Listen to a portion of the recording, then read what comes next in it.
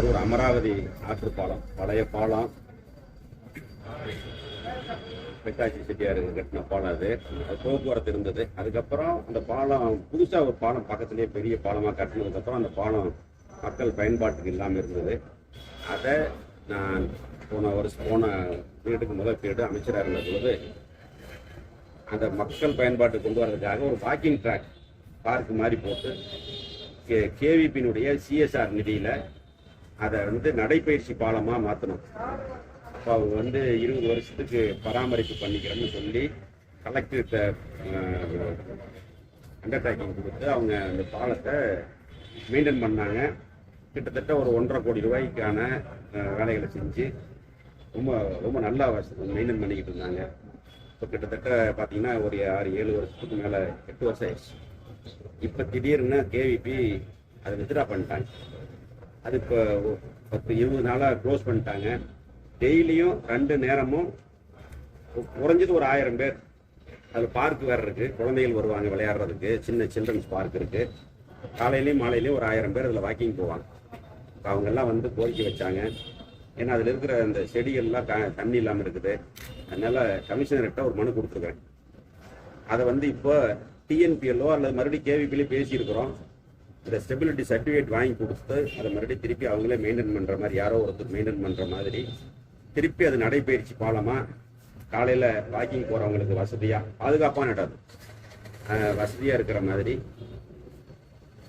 அது ரெடி பண்ணிக்கிட்டு இருக்கிறோம். அது வரைக்கும் முனிசிபாலிட்டி அதை திறந்து அந்த தண்ணியெல்லாம் விட்டு அவங்க வாக்கிங் போகிற அது வரைக்கும் திறக்க சொல்லி கமிஷனர்கிட்ட பெட்டிஷன் கொடுத்துருக்குறோம். வாங்கி பார்த்துருக்காரு. கலெக்டர்கிட்ட ஒரு பெட்டி மனு கொடுக்க சொல்லியிருக்கிறாங்க. ஹைவேஸில் ஏதோ சொன்னாங்களா ஸ்டெபிலிட்டி இல்லைன்னு சொல்லி. ஏன்னா அன்னைக்கு ஸ்டெபிலிட்டி சர்டிஃபிகேட் வாங்கி தான் கொடுத்தேன் நான் கேவிபியில். அது சம்மந்தமாக நீங்கள் பெட்டிஷன் கொடுத்து வந்தேன். கொடுத்துருக்குறோம், பார்க்குறோம்னு சொல்லியிருக்காங்க. ஏன்னா இல்லைன்னா காஞ்சி போயிடும். பார்க் இருக்குது அதில் உள்ள 20 நாள் தண்ணி இல்லை. திறந்து தண்ணி விட்டு வச்சுருந்தா கூட சீக்கிரமாக திறக்கணும் அந்த பார்க். அதுக்காக மனு கொடுத்து அந்த குதிரை பேரம் நடந்ததா உங்க வீடியோ வச்சு ஆதாரமா கம்ப்ளைண்ட் பண்ணிருக்காங்க திமுக.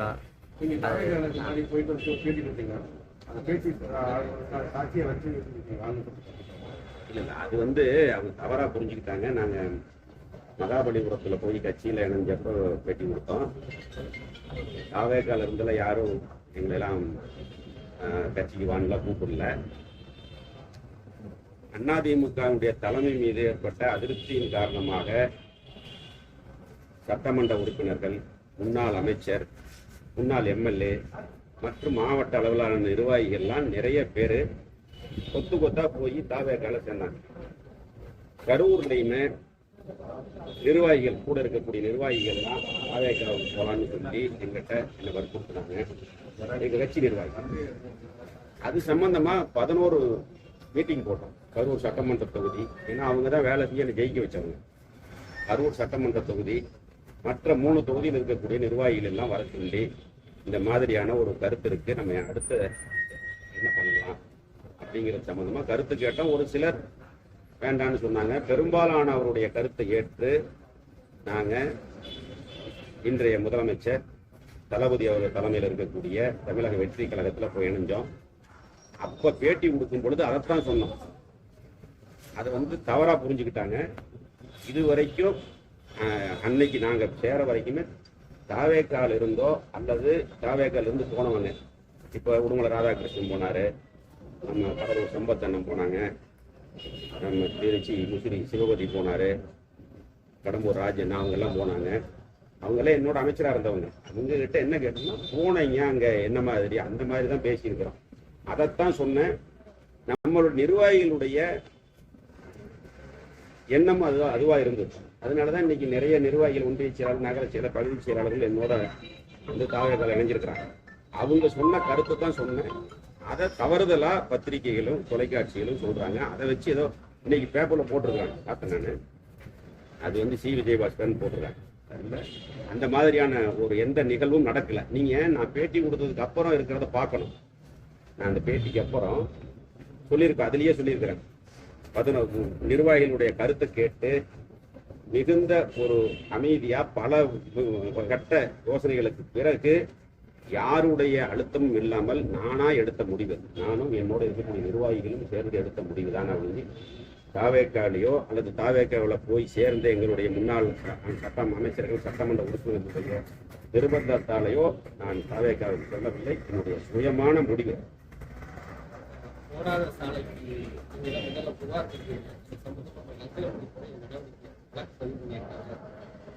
போடாத சாலைக்கு பணம் எடுத்ததை ஆதாரத்தோட கொடுத்தோம்.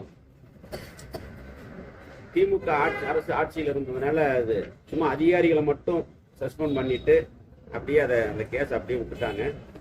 இப்போ இந்த அரசு தமிழக வெற்றி கழகத்தினுடைய தளபதியினுடைய தலைமையிலான அரசு அதை எடுத்து இப்போ எஃப்ஐஆர் போட்டுருக்குறாங்க. அது இப்போ அடுத்தது வழக்கு நீதிமன்றத்துக்கு வரும். அதுக்கப்புறம் தான் தெரியாது நிலைமை என்ன.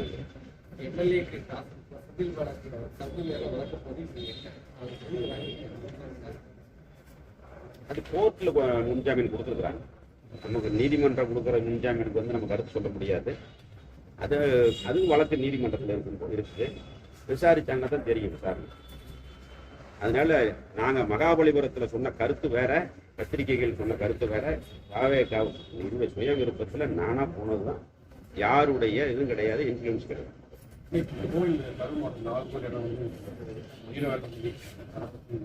இந்த கோயில் நிலம் இனாம் நில பிரச்சனைங்கிறது வந்து நான் அமைச்சராக இருந்த காலத்திலேயே அது சம்பந்தமான முயற்சிகள் எடுத்தோம். கோயில் நிலம்ங்கிறது வேறு, இனாம் நிலம் அப்படிங்கிறது வேறு. கோயில் பேர்லேயே இருக்கிறது கோயில் நிலம், அது வந்து யாரும் ஒன்றும் பண்ண முடியாது. இனாம் நிலம்ங்கிறது வந்து இனாம் ஒழிப்பு சட்டத்தில் 1963 காமராஜர் ஆட்சி காலத்தில் 3 கேட்டகரியாக பிரித்து கொடுத்தாங்க. 60 வருஷம் யார் அனுபவிச்சாங்களோ அவங்களுக்கு பட்டா போட்டு கொடுத்தாங்க. அதுக்கப்புறம் அனுபவத்தில் இருந்தவங்க ரெக்கார்டை கொடுத்து பண்ணாங்க. 12 வருஷம்னு ஒரு மாதிரியான ஒரு கேட்டகரி 8A 81A அப்படிங்கிற மாதிரியெல்லாம் கேட்டகரியில் பிரித்து கொடுத்துருக்குறாங்க. அது இவ்வளோ நாள் பிரச்சனை இல்லாமல் இருந்தது. போன கவர்மெண்ட்டில் அது எல்லாமே கோயில் நிலம்னு சொல்லி அதில் குடியிருக்கக்கூடிய மக்கள், ஏன்னா அந்த இடத்துல வீடு கட்டியிருக்கிறோம், பைப் கனெக்ஷன் கொடுத்துருக்குறோம், சர்வீஸ் வாங்கியிருக்கிறோம், ப்ராப்பர்ட்டி டேக்ஸ் கட்டியிருக்கிறோம், அதில் கவர்மெண்ட் இடமே இருக்குது. இப்போ இருக்கக்கூடிய சிப்போ அதில் தான் இருக்குது. அந்த மாதிரியான சூழ்நிலை இவ்வளவு நாள் பிரச்சனை இல்லை. போன ஆட்சியில் அந்த இனாம் நிலங்களை பூரா பிரச்சனை பண்ணாங்க. குறிப்பாக வெண்ணமலை மக்கள் 540 ஏக்கர் கிட்டத்தட்ட. அதில் இனாம் கரூர் அப்படின்னு ஒரு நகரமே இருக்குது. அந்த பழைய இனாம் கரூர் நகரம் பூராமே அந்த இனாம் நிலத்துல தான் வருது. அதில் இருக்கக்கூடிய ஏழை எளிய மக்கள் ஒரு சின்ன இடம் வாங்கி வீடு கட்டி இருக்கிறாங்க. அதையெல்லாம் ஜீரோ வேல்யூ பண்ணி அவங்களெல்லாம் வாடகைதாரர்களாக மாற்றி கிராமங்கள்ல எல்லாம் விவசாயம் பண்ணவங்களெல்லாம் குத்தகைதாரர்களாக மாற்ற முயற்சி நடந்தது. அது சம்பந்தமாக வழக்குகள் நீதிமன்றத்தில் இருக்குது. சில தீர்ப்புகளும் வந்திருக்குது. அதை வந்து போன ஆட்சி காலத்துலேயும் நாங்கள் முயற்சி பண்ணோம். போன திமுக ஆட்சி காலத்தில் அதுக்கான நடவடிக்கைகள் இல்லை. அந்த நிலத்தையெல்லாம் மீட்கிறோங்கிற பேரில் சொந்த நாட்டிலேயே அந்த மக்களை பல லட்சக்கணக்கான மக்கள் அகதிகளாக்கக்கூடிய ஒரு நிலைமை இருந்தது. இப்போ நாங்கள் முதலமைச்சர்கிட்ட கோரிக்கை வச்சிருக்கிறோம். அது ஒரு குழு போட்டு, இது தமிழ்நாடு கரூருக்கு மட்டுமான பிரச்சனை இல்லை, ஸ்டேட் லெவல் பிரச்சனை. அது கரூர்ல தான் ரொம்ப பிரச்சனை. ஒருத்தர் கேஸ் போட்டதுனால, அதனால யாருக்கும் பாதிப்பு இல்லாம மக்கள் பாதிக்கப்படாத வகையில், மக்கள்ங்கிறது யார்? அரசாங்கம்ங்கிறது தான், மக்கள் தான் அரசாங்கம். அந்த மக்களுக்கு பாதிப்பு இல்லாத வகையில் ஒரு குழு அமைச்சு அது சட்ட ரீதியான ஒரு நிரந்தரமான ஒரு முடிவு ஏற்படுத்தப்பட வேண்டும் என்று சொல்லி மாண்புமிகு முதலமைச்சர்கிட்ட கோரிக்கை வச்சிருக்கிறோம். அது சம்பந்தமாக ஒரு நல்ல முடிவு எடுப்பார். இப்போ ஒரு சில நம்பர்களுக்கு மட்டும் இந்த ஜீரோ வேல்யூ பண்ண வேணாம்னு சொல்லியிருக்காங்க. ஜீரோ வேல்யூ பண்ணால் அவங்க ரெஜிஸ்ட்ரேஷன் பண்ணுங்க. ஏன்னா இது வரைக்கும் ரெஜிஸ்ட்ரேஷன் ஆகிக்கிட்டு இருந்ததெல்லாம் ரெஜிஸ்ட்ரேஷன் பண்ண சொல்லியிருக்கிறாங்க. அது இப்போ அவங்க ஏதோ மறுபடியும் திருப்பி நீதிமன்றத்துக்கு போகிறோம்னு சொல்லி எல்லாம் பேப்பரில் பார்த்தேன் நான்.